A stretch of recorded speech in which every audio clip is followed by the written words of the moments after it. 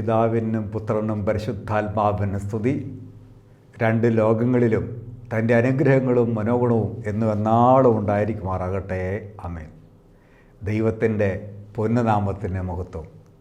ദൈവത്താൽ സമർത്ഥമായി അനുഗ്രഹിക്കപ്പെട്ടവരെ, നാം ഒരിക്കൽ കൂടെ ദൈവവചനത്തിൻ്റെ കേൾവിയിലായിരിക്കാൻ സർവശക്തനായ ദൈവം കരുണ ചെയ്ത് നമ്മെ ഇതുവരെയാക്കി. ആ തമ്പുരാന് ഒരു നിമിഷം നമുക്ക് നന്ദി പറയാം. ശക്തനായ ദൈവമേ, കരുണയുള്ളവനായ കർത്താവേ, അങ്ങ് ഇതുവരെ കരുണയോടെ ഞങ്ങളെ കാത്തല്ല നാഥ. ഇനിയും അങ്ങയുടെ കരുണ മുഖാന്തരം ഞങ്ങളെ നന്മയിലേക്ക്, അങ്ങയുടെ കൂട്ടായ്മയിലേക്ക്, അങ്ങയുടെ ദിവ്യമായ സ്നേഹത്തിലേക്ക് ഞങ്ങളെ കൂട്ടിച്ചേർക്കണമേ. ഞങ്ങളുടെ തെറ്റുകളും കുറ്റങ്ങളും മാനുഷികമായ വികലതകളെല്ലാം അങ്ങ് മറന്ന് കരുണയായിരിക്കണമേ. അങ്ങയെ പ്രസവിച്ച മാതാവും അങ്ങയുടെ വിശുദ്ധന്മാരും ഞങ്ങൾക്ക് വേണ്ടി അങ്ങയോട് അപേക്ഷിക്കുന്നു. കരുണയായിരിക്കണമേ. പിതാവിൻ്റെയും പുത്രൻ്റെയും പരിശുദ്ധാത്മാവിൻ്റെയും നാമത്തിൽ തന്നെ ആമേൻ.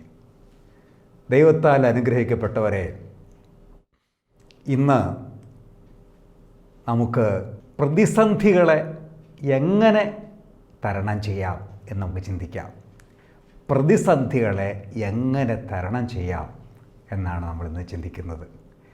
ജീവിതത്തിൽ പ്രതിസന്ധികൾ സാധാരണമാണ്. പ്രതിസന്ധികളില്ലാത്തൊരു ജീവിതം മനുഷ്യനോ ഭൂമിയിൽ ഒരു ജീവിക്കും നൽകപ്പെട്ടിട്ടില്ല. നിങ്ങൾ തിരിച്ചറിയുക, പ്രതിസന്ധികൾ സർവ്വസാധാരണമാണ്. പക്ഷേ ഈ പ്രതിസന്ധികളെ എങ്ങനെ അഭിമുഖീകരിക്കുന്നു എന്നുള്ളത് ഒരു വലിയ പ്രശ്നമാണ്. പ്രതിസന്ധികൾ അതിജീവിക്കാൻ കഴിയാതെ വരുമ്പോഴാണ് മനുഷ്യൻ പല വിധത്തിലുള്ള അക്രമങ്ങളിലേക്കും അസ്വസ്ഥതകളിലേക്കും ആത്മഹത്യകളിലേക്കുമൊക്കെ തിരിയുന്നത്.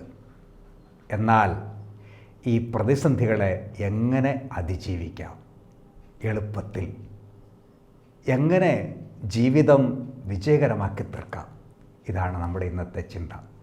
ശുദ്ധമുള്ള ലൂക്കോസിൻ്റെ രക്ഷാസുവിശേഷത്തിൽ കർത്താവായ യേശു മിശിഹ വളരെ വ്യക്തമായി പറഞ്ഞിരിക്കുകയാണ്. 21-ാം അധ്യായത്തിൻ്റെ 25-ാമത്തെ വാക്യം ഇങ്ങനെയാണ്. അതായത് മനുഷ്യപുത്രൻ്റെ ആഗമനത്തെക്കുറിച്ച് വിശദീകരിക്കുന്ന ഭാഗത്ത് മശിഹ തമ്പുരാൻ കൽപ്പിക്കുകയാണ്, സൂര്യനിലും ചന്ദ്രനിലും നക്ഷത്രങ്ങളിലും അടയാളങ്ങൾ പ്രത്യക്ഷപ്പെടും. കടലിൻ്റെയും തിരമാലകളുടെയും ഇരമ്പൽ ജനപദങ്ങളിൽ സംഭ്രമമുളവാക്കും. സംഭവിക്കാൻ പോകുന്നവയെ ഓർത്തുള്ള ഭയവും ആകുലതയും കൊണ്ട് ഭൂവാസികൾ അസ്തപ്രജ്ഞരാകും, ആകാശശക്തികൾ ഇളകും. അതെ, വലിയ അനുഭവങ്ങളും അന്തരങ്ങളും ഉണ്ടാകുമെന്നാണ് മശിഹ തമ്പുരാൻ കൽപ്പിച്ചിരിക്കുന്നത്. അനുഗ്രഹിക്കപ്പെട്ടവരെ, ഇവിടെ മനുഷ്യപുത്രൻ്റെ ആഗമനത്തെക്കുറിച്ച് പറയുമ്പോഴാണ് യേശു മിശിഹ ഇങ്ങനെ കൽപ്പിക്കുന്നത്. ഈ കാലഘട്ടത്തിൽ കടലിൽ വലിയ മാറ്റങ്ങളുണ്ടാകുന്നതായിട്ട്, സമുദ്രത്തിൽ നമുക്കറിയാം, സുനാമി പോലെയുള്ള വലിയ പ്രകമ്പനങ്ങളുണ്ടാകുന്നു. അനേകം മനുഷ്യർ മരണത്തിന് കീഴ്പ്പെട്ടു പോകുന്നു. അതുപോലെ കരയിലാണെങ്കിലും അതിനേക്കാൾ ശക്തമായ വിധത്തിലുള്ള വലിയ മഹാമാരികളും രോഗങ്ങളും ഭയങ്ങളും ഒക്കെ മനുഷ്യനെ അനുദിനം വേട്ടയാടിക്കൊണ്ടിരിക്കുന്നു. അതായത് പ്രകൃതിയിലും ആകാശത്തിലും ഭൂമിയിലും മനുഷ്യൻ്റെ വ്യക്തിപരമായ ജീവിതത്തിലുമൊക്കെ ദൈനംദിനം നിരന്തരം പ്രതിസന്ധി ഉണ്ടാവുകയാണ്. ഈ പ്രതിസന്ധികളെ അതിജീവിക്കാൻ ഞാൻ എന്ത് ചെയ്യണം? ഒരുപക്ഷേ എന്നെ കേട്ടുകൊണ്ടിരിക്കുന്ന നിങ്ങളിൽ പലരും ഇങ്ങനെ ചിന്തിച്ചിട്ടുണ്ടാകാം, ഈ പ്രതിസന്ധിയെ അതിജീവിക്കാൻ ഞാൻ എന്ത് ചെയ്യണം? ഇതാരോടാ ചോദിക്കുന്നത്? നമ്മൾ സ്വയമായിട്ട് ആലോചിച്ചേക്കാം. പലപ്പോഴും മറ്റുള്ളവർ നമ്മളെക്കാൾ കുറച്ചുകൂടെ മിടുക്കന്മാരായിട്ടുള്ള, കുറച്ചുകൂടെ കഴിവുള്ളവരായിട്ടുള്ള ആളുകളോട്, മുതിർന്നവരോട്, നമ്മുടെ സംരക്ഷകരോടൊക്കെ നമ്മളിങ്ങനെ എന്താ ഇനി ചെയ്യേണ്ടത് എന്ന് ആലോചിച്ചേക്കാം. ആ ആലോചനകളെല്ലാം നമുക്ക് എപ്പോഴും പ്രതിസന്ധിയെ അതിജീവിക്കാൻ പറ്റണമെന്നുള്ളതാകണമെന്നില്ല. എനിക്കറിയാം, ഒരു കുടുംബത്തിൽ ഒരു ഏക മകളാണവൾ. അവളുടെ മാതാപിതാക്കൾ വളരെ ഭംഗിയായിട്ട് നല്ല വിദ്യാഭ്യാസം കൊടുത്ത്, നല്ല സ്നേഹം കൊടുത്ത്, നല്ല ജീവിത സൗകര്യങ്ങൾ ലഭ്യമാക്കി അവളെ ജീവിപ്പിച്ചു.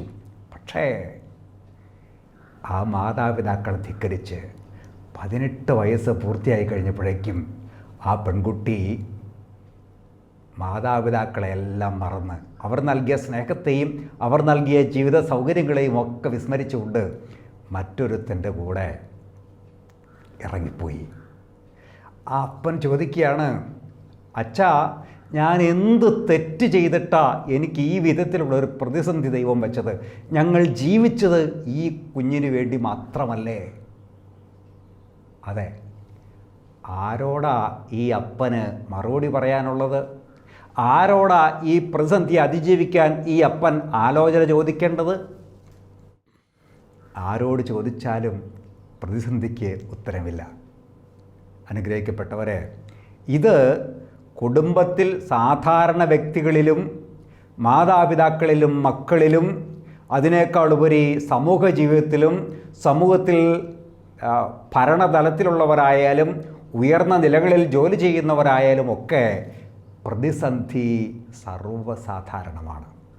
ഞാൻ എന്ത് ചെയ്യണം?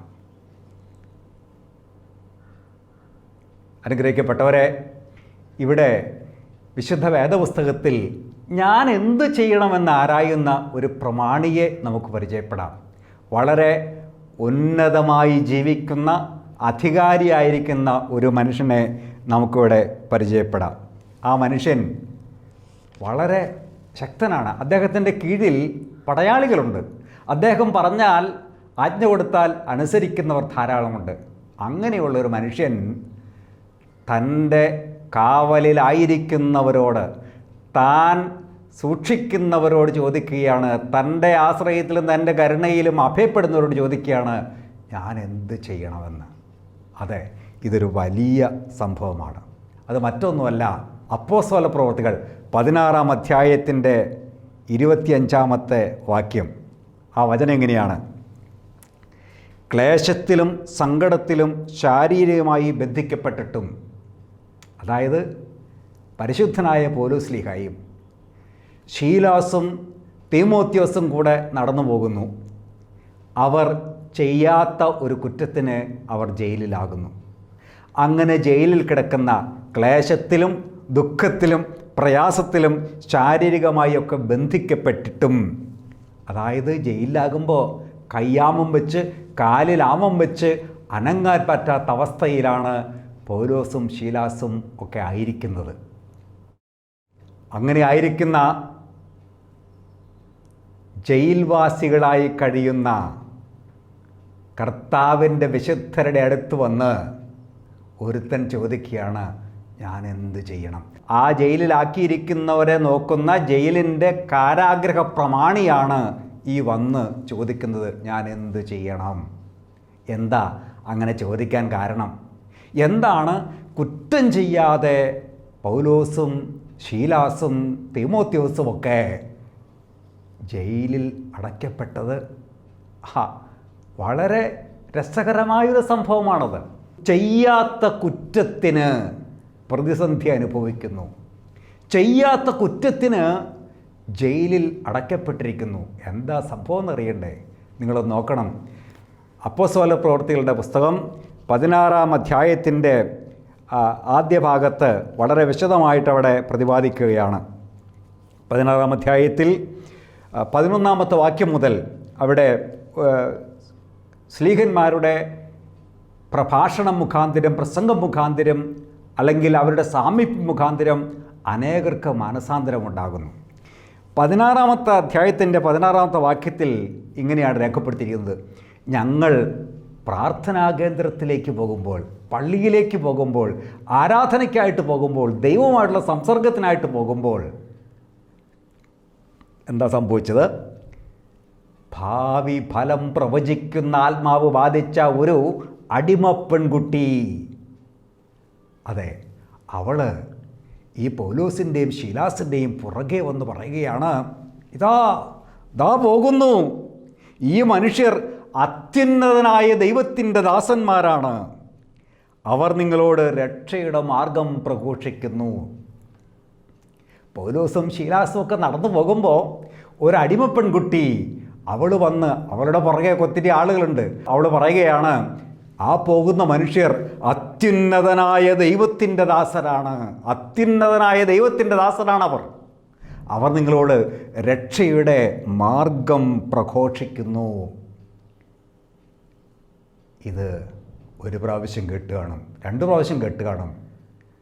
പരിശുദ്ധനായ പൗലോസ് ശ്ലീഹായ്ക്ക് പെട്ടെന്ന് എന്തോ അസ്വസ്ഥത തോന്നി. പല ദിവസങ്ങൾ അവൾ ഇപ്രകാരം ചെയ്തു. വചനം പഠിപ്പിക്കുകയാണ്, 16-ാം അധ്യായത്തിൻ്റെ 18-ാമത്തെ വാക്യം. പല ദിവസങ്ങളിൽ അവൾ ഇപ്രകാരം ചെയ്തു. പൗലോസിനെ ഇത് അസഹ്യപ്പെടുത്തി. എന്നിട്ടോ പരിശുദ്ധനായ പൗലോസ് ശ്ലീഹ തിരിഞ്ഞ് അവളിലുള്ള ആത്മാവിനോട് പറഞ്ഞു, അവളിൽ നിന്ന് യേശുക്രിസ്തുവിൻ്റെ നാമത്തിൽ പുറത്തു പോവുക.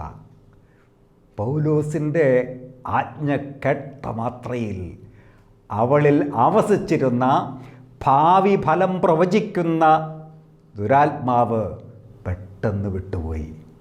അതെ, ഇപ്പോൾ അവളെ ഉപയോഗിച്ചു കൊണ്ടിരുന്ന അവളുടെ യജമാനന്മാർക്ക് അവർ ഇവളെ കൊണ്ട് ഒത്തിരി ധനം സമ്പാദിച്ചിരുന്നു. ആ ധനസമ്പാദനത്തിൻ്റെ മാർഗമൊക്കെ നഷ്ടപ്പെട്ടു. ഇപ്പോൾ ഇവൾക്ക് ഭാവി ഫലം പ്രവചിക്കാൻ പറ്റുന്നില്ല. അതെ, അങ്ങനെയായി കഴിഞ്ഞപ്പോൾ അവരെ പൗലോസിൻ്റെയും ശീലാസിൻ്റെയും ഒക്കെ പേരിൽ കള്ള കേസുണ്ടാക്കി കോടതിയിലാക്കി, ജയിലിലാക്കി. അങ്ങനെയാണ് പൗലോസും ശീലാസും ജയിലിൽ അടയ്ക്കപ്പെടുന്നത്. എന്താ സംഭവം? ഒരു ദുരാത്മാവിനെ, ഒരു പിശാചിനെ, അശുദ്ധാത്മാവിനെ പുറത്താക്കിയതിൻ്റെ, ആ പെൺകുട്ടിയെ മോചിപ്പിച്ചതിൻ്റെ അനന്തര ഫലമാണ് പൗലോസും ശീലാസും അനുഭവിക്കുന്നത്. അനുഗ്രഹിക്കപ്പെട്ടവരെ, എന്നെ കേൾക്കുന്ന നിങ്ങൾ ഓരോരുത്തരും ചിന്തിച്ച് നോക്കി. യാതൊരു കുറ്റവും ചെയ്യാതെ ഏറ്റവും ആത്മാർത്ഥതയോടുകൂടെ ഏറ്റവും നല്ല നിലയിൽ ജീവിക്കാൻ പരിശ്രമിച്ചിട്ട് പലപ്പോഴും മറ്റുള്ളവരിൽ നിന്ന് ആക്ഷേപങ്ങളും നിന്ദകളും പരിഹാസങ്ങളും ഏൽക്കേണ്ടി വന്നിരിക്കാം നിങ്ങളിൽ പലർക്കും. അതെ, ഇത് സർവ്വസാധാരണമാണ്. എനിക്ക് എൻ്റെ ഉള്ളിൽ തോന്നുന്നത്, എൻ്റെ ചിന്തയിലും എൻ്റെ വ്യക്തിത്വത്തിനും എൻ്റെ സ്വഭാവത്തിനും ഉതകുന്ന ചിന്തയാണ് എനിക്ക് തോന്നുള്ളൂ. അങ്ങനെ ഉണ്ടാകുന്ന ചിന്തയാണ് ഞാൻ മറ്റൊരുത്തിനിലേക്ക് ആരോപിക്കുന്നത്. അവൻ്റെ വാസ്തവം എന്താണെന്നോ അവൻ്റെ സ്വഭാവത്തിൻ്റെ സത്യം എന്താണെന്നോ എന്ത് അർത്ഥത്തിലാണോ അവൻ ഇടപെടുന്നതെന്നോ മനസ്സിലാക്കാതെ എൻ്റെ കാഴ്ചപ്പാട് വെച്ചാണ് ഞാൻ ഒരുത്തർ വിധിക്കുന്നത്. അതാണ് സർവ്വസാധാരണമായ മനുഷ്യരീതി. അങ്ങനെ വരുമ്പോൾ തെറ്റ് ചെയ്യാത്തവരെ നമ്മൾ ഒരുപക്ഷെ കുറ്റക്കാരായി കണ്ടേക്കാം. ഇവിടെ കർത്താവിൻ്റെ അത്യുന്നതനായ ദൈവത്തിൻ്റെ ദാസരെന്നുള്ള വിവരം ആരറിയുന്നു? ദുഷ്ടപിശാച് അറിയുന്നു. ആ പെൺകുട്ടി വിളിച്ചു പറയുകയാണ്, പൗലോസും ശീലാസും അത്യുന്നതനായ ദൈവത്തിൻ്റെ ദാസന്മാരാണ്. അനുഗ്രഹിക്കപ്പെട്ടവരെ, ദൈവത്തിൻ്റെ അഭിഷിക്തരെ, ദൈവത്തിൻ്റെ കൃപയുള്ളവരെ, ദൈവത്തിൻ്റെ വിശുദ്ധരെ അല്ലെങ്കിൽ നന്മ ചെയ്യുന്നവരെ ഒരുപക്ഷെ നമുക്ക് പെട്ടെന്ന് തിരിച്ചറിയാൻ കഴിഞ്ഞെന്ന് വരില്ല. അല്ലെങ്കിൽ ആ നന്മയെ പെട്ടെന്ന് നമ്മൾ തിരിച്ചറിഞ്ഞ് മനസ്സിലാക്കിയെന്ന് വരില്ല. പക്ഷേ അശുദ്ധാത്മാക്കൾ അത് വേഗത്തിൽ തിരിച്ചറിയുന്നു. എന്നിട്ടോ ദൈവ പദ്ധതിയിലേക്കും ദൈവരാജ്യത്തിലേക്കും ആയിരിക്കുന്നവരെ അതിൽ നിന്ന് പിന്തിരിപ്പിക്കാനുള്ള പരിശ്രമങ്ങളാണ് പിന്നീട് തിന്മയുടെ ആത്മാക്കൾ ചെയ്യുന്നത്. അനുഗ്രഹിക്കപ്പെട്ടവരെ, നിങ്ങൾ ആരെങ്കിലും എപ്പോഴെങ്കിലും അനാവശ്യ കാര്യങ്ങൾക്ക് അല്ലെങ്കിൽ കാരണമില്ലാതെ യാതൊരു പ്രകോപനവുമില്ലാതെ നിങ്ങൾ ആരെങ്കിലും പരിഹസിക്കപ്പെടുന്നെങ്കിൽ, ആക്ഷേപിക്കപ്പെടുന്നെങ്കിൽ, നിന്ദിക്കപ്പെടുന്നെങ്കിൽ, കുറ്റമാരോപിക്കപ്പെടുന്നെങ്കിൽ നിങ്ങൾക്ക് മോചനമുണ്ട്, നിങ്ങൾക്ക് രക്ഷയുണ്ട്. ഇവിടെ പൗലോസും ശീലാസും ജയിലിൽ അകപ്പെട്ടിരിക്കുകയാണ്. അങ്ങനെ ചെയ്യാത്ത കുറ്റത്തിന് വേദനയിലായിരിക്കുമ്പോൾ ആ രാത്രി പൗലോസും ശീലാസും പ്രാർത്ഥിക്കുകയാണ്. എന്താ പ്രാർത്ഥിക്കുന്നത്? ദൈവത്തെ സ്തുതിച്ച് പാടി അവർ പ്രാർത്ഥിക്കുകയാണ്. അങ്ങനെ ദൈവത്തെ സ്തുതിച്ച് പ്രാർത്ഥിച്ചു കൊണ്ടിരിക്കെ പെട്ടെന്ന് ഒരു വലിയ ഭൂകമ്പമുണ്ടായി, ഒരു ചലനമുണ്ടായി, അനക്കമുണ്ടായി. കാരാഗ്രഹത്തിൻ്റെ വാതിലുകളൊക്കെ തുറന്നു. അപ്പോസ്തല പ്രവർത്തികൾ 16-ാം അധ്യായത്തിൻ്റെ 25-ാമത്തെ വചനം എങ്ങനെയാണ്? അർദ്ധരാത്രിയോടടുത്ത്, അതെ, രാത്രിയിലൊന്നും ഉറക്കമില്ലാതെ പൗലോസും ശീലാസും ദൈവത്തെ പാടി സ്തുതിക്കുകയാണ്. രാത്രി മുഴുവനും പ്രാർത്ഥനയിലായിരിക്കുകയാണ്. പൗലോസും ശീലാസും കീർത്തനം പാടി ദൈവത്തെ സ്തുതിക്കുകയായിരുന്നു. മറ്റു തടവുകാർ അത് കേട്ടുകൊണ്ടിരുന്നു.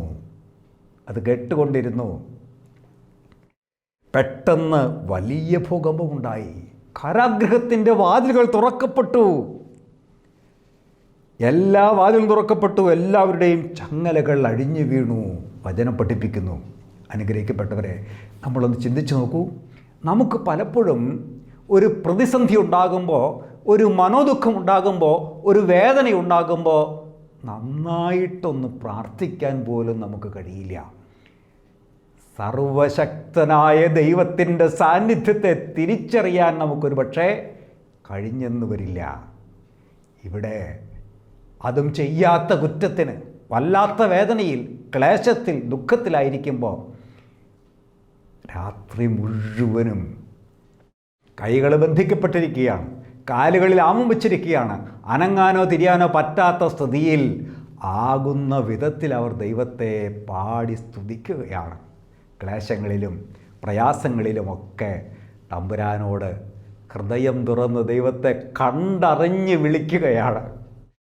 ആ ശക്തനായ ദൈവം എന്നെയും നിങ്ങളെയും രക്ഷിക്കുന്ന ദൈവമാണ്. പൗലോസിനെയും ശീലാസിനെയും അവിടെ വിടുതലിന് പ്രാപ്തരാക്കിയെങ്കിൽ ആ പ്രാർത്ഥന കേട്ടപ്പോൾ തടവറയിലുള്ള മറ്റുള്ളവർ കേട്ടുകൊണ്ടിരുന്നു. നമുക്കറിയാം, നമ്മുടെ വീട്ടിൽ നമ്മളൊരാൾ പ്രാർത്ഥിക്കുമ്പോൾ ഒരു പക്ഷേ മറ്റുള്ളവർക്ക് ചിലപ്പോൾ അത് അസഹ്യമായിട്ട് തോന്നിയേക്കാം. ഒരച്ഛൻ പ്രാർത്ഥിക്കുമ്പോൾ, അല്ലെങ്കിൽ ഒരു പ്രാർത്ഥന അരൂപിയുള്ള ഒരു മനുഷ്യൻ പ്രാർത്ഥിക്കുമ്പോൾ ഇവനെന്തായി എപ്പോഴും ഇങ്ങനെ പ്രാർത്ഥന എന്നൊക്കെ ഒരു പക്ഷേ നിങ്ങളിൽ പലരും ചിന്തിച്ചേക്കാം. നിങ്ങളുടെ കുടുംബങ്ങളിൽ തന്നെ നിങ്ങളെ മറ്റുള്ളവർ കുറ്റപ്പെടുത്തിയേക്കാം. ഇവിടെ നോക്കൂ, പൗലോസും ശീലാസും പ്രാർത്ഥിച്ചു കൊണ്ടിരുന്നപ്പോൾ മറ്റുള്ള തടവുകാർ അത് കേട്ടുകൊണ്ടിരുന്നു. അർദ്ധരാത്രിയിലാണ്. അങ്ങനെ ഇരിക്കുകയാണ് പെട്ടെന്ന് ചലനമുണ്ടാകുന്നത്. സ്നേഹമുള്ളവരെ, ശ്രദ്ധിക്കുക. നമ്മൾ പ്രാർത്ഥിക്കുമ്പോൾ നമ്മളെപ്പോലെ അതേ ജീവിത പ്രതിസന്ധിയിലായിരിക്കുന്ന മറ്റുള്ളവർക്കും സർവശക്തനായ ദൈവം മോചനം കൊടുക്കുന്നെന്ന് തിരിച്ചറിയുക. പെട്ടെന്ന് ഭൂകമ്പമുണ്ടായി. വാതിൽ തുറക്കപ്പെട്ടു. ചങ്ങലകളെല്ലാം അഴിഞ്ഞു വീണു. ആളുകൾ ജയിലിൽ നിന്ന് മോചിതരാവുകയാണ്. ഉടനെ കാരാഗ്രഹ പ്രമാണി പെട്ടെന്ന് എഴുന്നേറ്റു. തടവുകാരെല്ലാം രക്ഷപ്പെട്ടു എന്ന് വിചാരിച്ച് അവൻ വാളൂരി ആത്മഹത്യയ്ക്കൊരുങ്ങി. 27-ാം വചനത്തിൽ പറയുകയാണ്, അവൻ ആത്മഹത്യയ്ക്കൊരുങ്ങി. ഇനി ജീവിച്ചിരുന്നിട്ട് കാര്യമില്ല. തന്നെ ഏൽപ്പിച്ചിരുന്ന വലിയ ദൗത്യം അതിൽ വീഴ്ച വന്നു. തടവുകാരെല്ലാം ചാടിപ്പോകുന്നു. ഇനി തൻ്റെ ജീവൻ അപകടത്തിലാണ്. ഇനി എന്താ ചെയ്യാൻ? ഇനി ഒരു മാർഗവുമില്ല. അതുകൊണ്ട് പെട്ടെന്ന് ആത്മഹത്യ ചെയ്തേക്കാം. ഉടനെ കർത്താവിൻ്റെ ദാസനായ വിശുദ്ധനായ പൗലോസ്ലീഹ വിളിച്ചു പറഞ്ഞു, അരുത്, സാഹസം കാട്ടരുത്. കാരാഗ്രഹപ്രമാണിയോട് ജയിലിൽ അടയ്ക്കപ്പെട്ടിരിക്കുന്ന, ആമത്തിലായിരിക്കുന്ന, വിലങ്ങ് ധരിച്ചായിരിക്കുന്ന പൗലോസ് പറയുകയാണ്, സാഹസം കാണിക്കരുത്. എന്നിട്ടോ, ഞങ്ങളെല്ലാവരും ഇവിടെ തന്നെയുണ്ട്, നിനക്ക് പ്രശ്നമൊന്നുമില്ല. നോക്കൂ,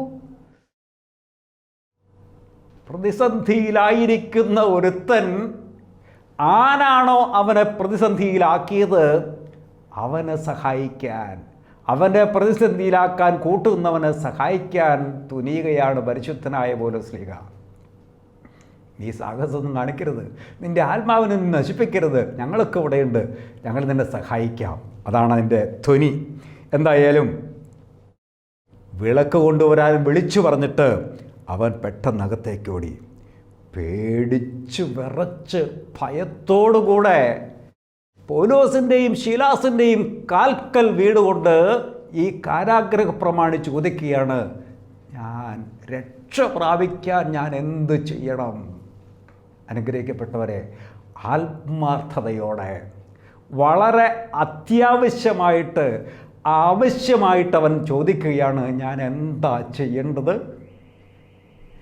ഉടനെ കർത്താവിൻ്റെ ദാസന്മാർ പറഞ്ഞു, കർത്താവായ യേശുക്രിസ്തുവിൽ വിശ്വസിക്കുക, നീയും നിൻ്റെ കുടുംബവും രക്ഷ പ്രാപിക്കും. അനുഗ്രഹിക്കപ്പെട്ടവരെ, ശ്രദ്ധിക്കണേ, നിങ്ങൾ ഏത് പ്രതിസന്ധിയിലായിരുന്നാലും നമ്മൾ മറ്റുള്ളവർക്ക് വേണ്ടി പ്രാർത്ഥിക്കുമ്പോൾ ദൈവം കേൾക്കും. പൗലോസും ശീലാസും പ്രതിസന്ധിയിലായിരുന്നപ്പോൾ അതേ പ്രതിസന്ധിയിലായിരുന്ന അവർ പ്രാർത്ഥിച്ചതിൻ്റെ കൂടെ കൂടി. ഫലമോ ദൈവം അവിടെ ഇടപെടുകയാണ്. ഒരു പ്രതിസന്ധിയെ തരണം ചെയ്യാൻ മറ്റൊരു പ്രതിസന്ധിയാകാം ഒരുപക്ഷെ നമുക്ക് വന്നു ചേരുന്നത്. അത് ദൈവത്തിൻ്റെ പദ്ധതിയാണെന്ന് തിരിച്ചറിയുക. അങ്ങനെ വരുമ്പോൾ നമ്മളൊക്കെ ധാരണ എന്താണ്? ഒന്ന് കഴിയുമ്പോൾ മറ്റൊന്ന്, അല്ലെങ്കിൽ ഒന്നിൻ്റെ പുറകെ മറ്റൊന്ന്. ഇതെന്തൊരു ജീവിതം! അത് ദൈവാത്മാവില്ലാതെ വരുമ്പോഴാണ് നമുക്ക് അങ്ങനെ ഒരു ചിന്തയും തോന്നലും ഉണ്ടാകുന്നത്. ഇവിടെ ഭൂകമ്പമുണ്ടാവുകയാണ്. ആ ഭൂകമ്പം വഴി ആ തടവറയുടെ അറകളെല്ലാം കുലുങ്ങിയത് വഴി വാതിലുകൾ തുറക്കപ്പെടുകയാണ്. അനുഗ്രഹിക്കപ്പെട്ടവരെ, ശ്രദ്ധിക്കണേ, നിങ്ങളൊരു പ്രതിസന്ധിയിലായിരിക്കുമ്പോൾ ആ പ്രതിസന്ധിയെ അതിജീവിക്കാൻ ദൈവം ഒരുപക്ഷെ മറ്റൊരു പ്രതിസന്ധിയിലൂടെ ആയിരിക്കും നമുക്ക് വാതിലുകൾ തുറക്കുന്നത്. അതാണ് ഇവിടെ അനുഭവം. എത്രയോ വ്യക്തികളുടെ ജീവിതത്തിൽ ഇത്തരത്തിലുള്ള സംഭവങ്ങൾ സാധാരണമായി വന്നിട്ടുണ്ട്. അതിനെ തിരിച്ചറിയുക എന്നുള്ളതാണ് എനിക്കും നിങ്ങൾക്കും കരണീയമായിട്ടുള്ളത്, അഭിലഷണീയമായിട്ടുള്ളത്. അതാണ് ദൈവത്തിൽ ആശ്രയിക്കുന്നവരുടെ വിജയം എന്നുള്ളത്. പൗലോസും ശീലാസും അവരോട് പറഞ്ഞു, നീ മാത്രമല്ല നിൻ്റെ കുടുംബവും രക്ഷ പ്രാപിക്കും. ഇന്നിപ്പോൾ ഏതെങ്കിലും ഒരു പ്രതിസന്ധിയിൽ നീ ആയിരിക്കുന്നെങ്കിൽ അതേ പ്രതിസന്ധിയിൽ ഉൾപ്പെട്ടിരിക്കുന്ന അനേകരെ കൂട്ടിച്ചേർത്ത് വെച്ച് നീ പ്രാർത്ഥിക്ക്, അവർക്ക് വേണ്ടി കൂടി നീ പ്രാർത്ഥിക്ക്. നിൻ്റെ ജീവിതത്തിൽ അടയാളങ്ങളും അത്ഭുതങ്ങളും വിടുതലും സമർത്ഥമായ അനുഗ്രഹവും ഉണ്ടാകും. അതാണ് നമുക്ക് ലഭ്യമാകുന്ന വലിയ സന്ദേശം. പ്രതിസന്ധിയെ അതിജീവിക്കാൻ വളരെ ശുഷ്കാന്തിയോടുകൂടെ ദൈവത്തെ പാടി സ്തുതിക്കുക, ദൈവത്തെ തിരിച്ചറിഞ്ഞ് ജീവിക്കുക എന്നുള്ളതാണ് നമ്മൾ ചെയ്യേണ്ടത്. കർത്താവായ യേശുമിശിഹ നമ്മോട് കൽപ്പിച്ചു, അടയാളങ്ങളും അത്ഭുതങ്ങളും ഒക്കെ സംഭവിക്കും. ആകാശത്തിലും ഭൂമിയിലും സൂര്യനിലും ചന്ദ്രനിലും നക്ഷത്രങ്ങളിലും ഒക്കെ മാറ്റങ്ങൾ വന്നേക്കാം. ഇതൊന്നും കണ്ട് നിങ്ങൾ ഭയപ്പെടേണ്ട. ആ ശക്തനായ ദൈവം എന്നോടും നിങ്ങളോടും ഇന്ന് കൽപ്പിക്കുകയാണ്, നിങ്ങളെ ഞാൻ ചേർത്ത് പിടിക്കും, നിങ്ങളെ ഞാൻ ആശ്വസിപ്പിക്കും. കർത്താവായ യേശുമിശിഹ കൽപ്പിച്ചു, അധ്വാനിക്കുന്നവരും ഭാരം ചുമക്കുന്നവരുമായുള്ളവരെ നിങ്ങൾ എൻ്റെ അടുക്കലേക്ക് വരുവീൻ, ഞാൻ നിങ്ങളെ ആശ്വസിപ്പിക്കും. ആശ്വസിപ്പിക്കുന്ന ദൈവമാണ് കർത്താവായ യേശുമിശിഹ. പ്രയാസങ്ങൾ എന്തായാലും, പ്രതിസന്ധി എന്തായാലും, ജീവിതത്തിൽ നേട്ടം വരിക്കാൻ കഴിയാത്ത ഏതൊരു അവസ്ഥയായിരുന്നാലും അതെല്ലാം അനുകൂലമാക്കി തീർക്കാൻ ശക്തനായി നമ്മോട് കൂടെയുണ്ട്. ശുദ്ധമുള്ള യോഹന്നാൻ്റെ 1-ാം ലേഖനത്തിൽ 5-ാം അധ്യായത്തിൻ്റെ 20-ാം വാക്യത്തിൽ നാം ഇങ്ങനെ വായിക്കുകയാണ്, കർത്താവായ യേശുമിശിഹ സത്യദൈവവും നിത്യജീവനുമാണ്. ആ മശിഹായെ കണ്ടറിഞ്ഞ് ആരാധിക്കുമ്പോൾ നമ്മൾ അനുഗ്രഹത്തിലേക്കും അനുഭവത്തിലേക്കും ജീവിത വിജയത്തിലേക്കും എത്തിച്ചേരും. അതിനിടയാകട്ടെ എന്ന് ആശംസിച്ചുകൊണ്ട് എല്ലാവർക്കും നന്മ നേർന്നുകൊണ്ട് എൻ്റെ വാക്കുകളെ ഞാൻ അവസാനിപ്പിക്കുന്നു. നമുക്കൊരു ദിവസം പ്രാർത്ഥിക്കാം. ശക്തനായ ദൈവമേ, കരുണയുള്ളവനായ കർത്താവേ, അങ്ങ് ഇതുവരെ ഞങ്ങളെ കരുണയോടെ കാത്തല്ലോ. ഞങ്ങളുടെ ജീവിതത്തിലുണ്ടാകുന്ന വിവിധ പ്രതിസന്ധികളെ അങ്ങയുടെ ആണിപ്പാടുള്ള തൃപ്പാദങ്ങളിലേക്ക് ഞങ്ങൾ ചേർത്ത് വയ്ക്കുന്ന നാഥ, അങ്ങ് ആശ്വസിപ്പിക്കുന്ന ദൈവമാണ്. പ്രതിസന്ധികൾ അതിജീവിക്കാൻ ഞങ്ങൾക്ക് ശക്തി നൽകുന്ന ദൈവമാണ്. കർത്താവായ യേശുവേ, ഒരു പ്രതിസന്ധി അതിജീവിക്കാൻ മറ്റൊരു പ്രതിസന്ധിയിലൂടെ ഞങ്ങളെ അങ്ങ് വഴി നടത്തുന്നു. ഞങ്ങൾ തിരിച്ചറിയുന്നു നാഥ. വളരെ വിജയകരമായിട്ട് അങ്ങയെ സ്തുതിച്ച് ആരാധിക്കാൻ ഏത് പ്രയാസത്തിലും വിഷമത്തിൻ്റെ സന്ധിയിലും അങ്ങയെ സ്തുതിച്ച് ആരാധിക്കാൻ ഞങ്ങൾക്ക് ശക്തി നൽകണമേ. പരിശുദ്ധ അമ്മേ മാതാവേ, ഞങ്ങൾക്ക് വേണ്ടി പ്രാർത്ഥിക്കണമേ. വിശുദ്ധരെ മാലാഖമാരെ ഞങ്ങൾക്ക് വേണ്ടി മധ്യസ്ഥം വഹിക്കണമേ. ഞാനും എൻ്റെ കുടുംബവും രക്ഷ പ്രാപിക്കുവാൻ, ഞാൻ ഏർപ്പെടുന്ന തലങ്ങളിലെല്ലാം രക്ഷയുണ്ടാകാൻ തമ്പുരാനെ ഞങ്ങൾ അങ്ങിൽ വിശ്വസിച്ച് പ്രാർത്ഥിക്കുന്നു. കൃപയോടെ കേട്ട് ഉത്തരമരുളി സഹായിക്കുമാറാകണമേ. ആമേൻ.